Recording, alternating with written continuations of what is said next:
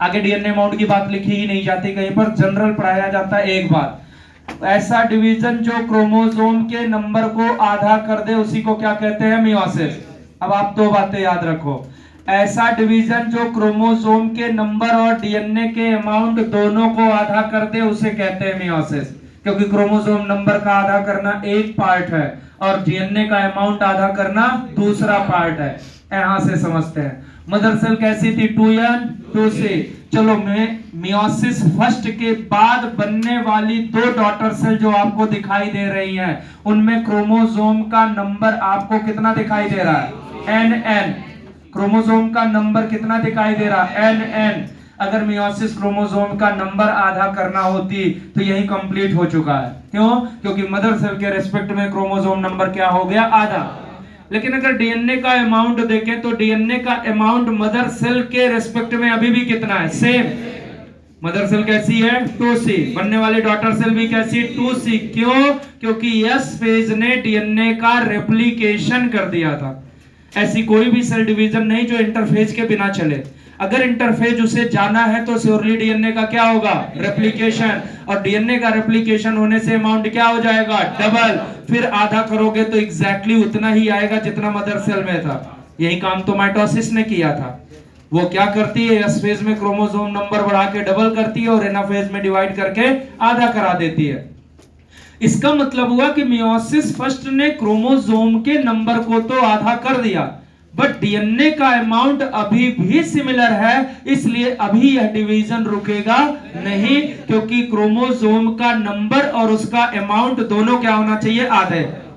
हाइप्लॉइड cell में chromosome का number और डीएनए का अमाउंट दोनों क्या होने चाहिए? आधे। किसके रेस्पेक्ट में? मदर सेल के। इसलिए मियोसिस में अब हमें ऐसा डिवीजन चाहिए जो क्रोमोसोम नंबर में कोई बदलाव ना करे, लेकिन डीएनए के अमाउंट को क्या कर दे? आधा। ये काम तो माइटोसिस करती है। ये काम कौन करता है? माइटोसिस। ध्यान से सुनना, एस फेज में 2n और कैसा था? 4c।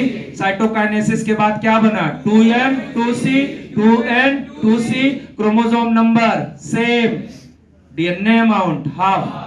यही काम तो माइटोसिस करती है। इसका मतलब मियोसिस सेकंड एग्जैक्टली काम में कैसी है? माइटोसिस की तरह। लो, मियोसिस सेकंड खत्म हो गया।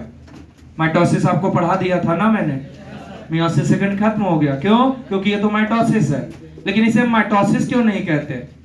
Why it is not called as mitosis? क्योंकि माइटोसिस वो होती है जिसकी एम फेज के पहले इंटरफेज जरूर चले, लेकिन यहां इंटरफेज नहीं है। क्या है? इंटरकाइनेसिस है। Due to lack of DNA replication this meiosis second never called as mitosis. लेकिन काम तो वैसा ही करेगी जैसा माइटोसिस करेगा, क्योंकि हमें काम ही वही चाहिए जो क्रोमोसोम नंबर को तो चेंज ना करे लेकिन डीएनए के अमाउंट को क्या कर दे? आधा कर दे। क्लियर हुई बात? अब यहां से जो रिजल्टेंट आया, इसको देखने पर तो ये लग रहा है कि सारे के सारे एक जैसे हैं ना, क्योंकि सब एनसी है। लेकिन अभी हम मियोसिस फर्स्ट में पढ़ेंगे क्रॉसिंग ओवर, और क्रॉसिंग ओवर क्या कराता है? Genetic exchange. इस वजह से चारों की चारों सेल के जेनेटिक एक्सचेंज होने से उनका डीएनए का नेचर क्या हो जाता है? डिफरेंट। इसलिए बनने वाली चारों सेल क्या हो जाती हैं? डिफरेंट। तो इसको देख करके भी आंसर मत देना मियोसिस अभी खत्म नहीं हुआ है, मियोसिस एक्चुअल में शुरू हुआ है। ये तो मैंने बताया न्यूमेरिकल बेसिस पर काम कैसे करना है। अब इस पर जो भी क्वेश्चन है, कुछ क्वेश्चन अपन सॉल्व कराते हैं। जरा मॉड्यूल देना मुझे।